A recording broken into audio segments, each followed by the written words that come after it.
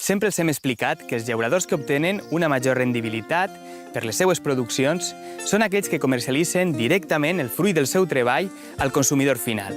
Però avui... D'arrels romanes amb assentaments moriscos i envoltat per muntanyes es troba Relleu, un xicotet municipi de la Marina Baixa que ha sabut durant segles viure dels seus recursos naturals i que posseeix una rica gastronomia. Avui en Terra Viva descobrirem què sona la terra de Relleu.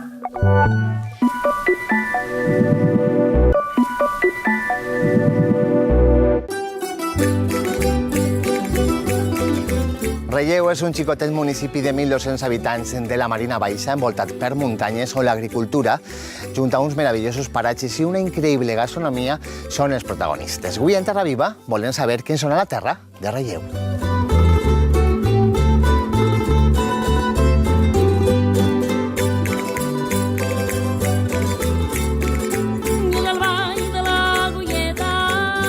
Bon dia! Hola, bon dia.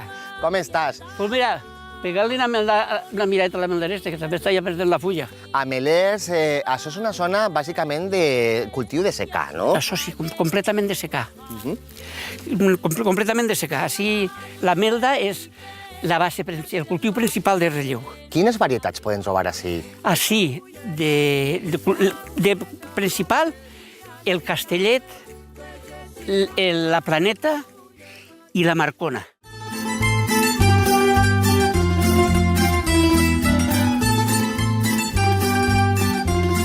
Hugo, què tal? ¿Qué tal, Pascual? ¿Cómo va todo? Molt bé.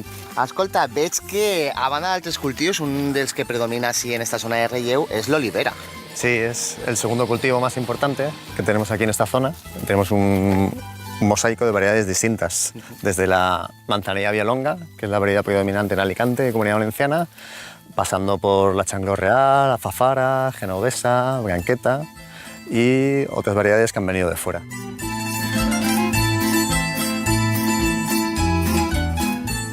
Jordi, què tal? Com va? Com estàs? Bé. Escolta, m'han dit que la majoria de productors d'oliva venen així a la teua almàssera, és així? Bueno, ja fa molts anys que entonces, pues, vull que o no, mos coneixen de un munt de puestos. El primer que fem és pesar l'oliva. Ja mos avisen si és oliva de terra o si és de bol.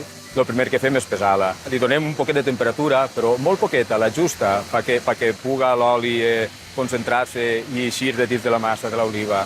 Avui en dia es tracta de, aunque no siga tan gran quantitat d'oli, però que tinga la màxima qualitat.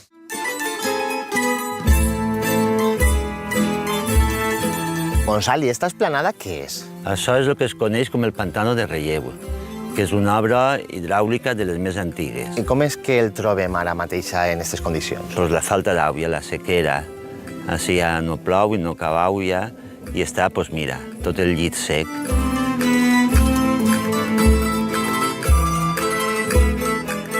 Gonzalo, m'has portat? Pues això és l'antic Ajuntament de Relleu, que quan van construir el nou edifici el van reconvertir en museu etnològic. Així tenim des de material per a treballar el camp, les professions que havia en el poble. I el diumenge de vesprada vam anar a Hola. I per omplir-nos la panxa es van fer el berenar. I ai, mare, que bon que estava tot allò que vam menjar.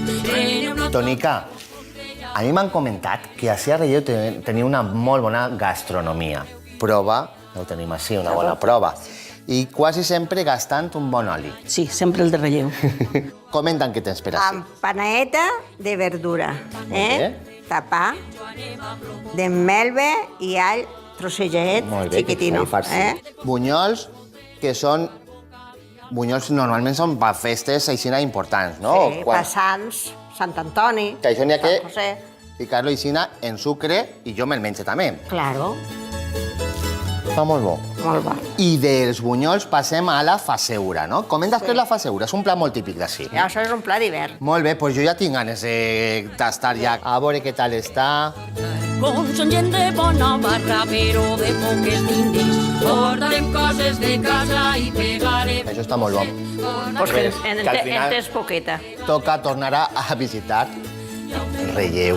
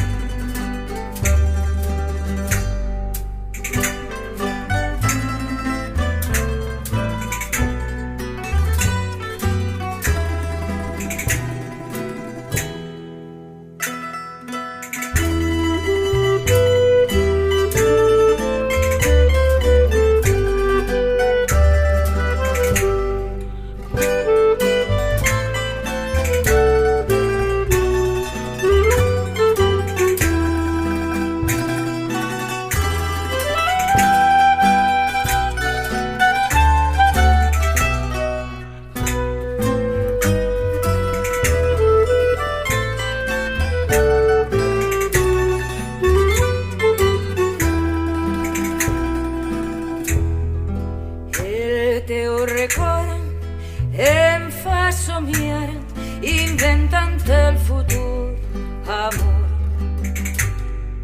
Com puc oblidar les sensacions de tocar els teus cabells?